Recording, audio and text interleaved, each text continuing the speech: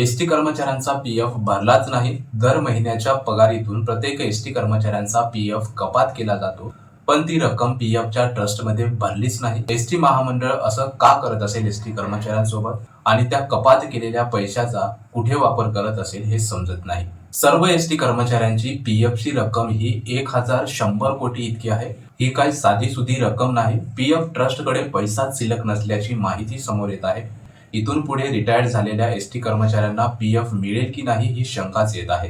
पीएफचा पैसा महामंडळाने पीएफ ट्रस्टकडे भरला नाही तर नाहीच, पण ग्रॅज्युएटीची रक्कम सुद्धा एसटी महामंडळाने भरलेली नाही आणि ती रक्कम 1000 कोटी इतकी आहे. एसटी कर्मचारी काय करतात? काही आर्थिक अडचण आल्यास ती अडचण दूर करण्यासाठी पीएफचा पैशाचा उपयोग करतात, म्हणजेच पीएफ मधून पैसे काढतात. पण गेल्या काही महिन्यांपासून पीएफची रक्कम एसटी कर्मचाऱ्यांना काढता येत नाही अशी माहिती समोर येत आहे.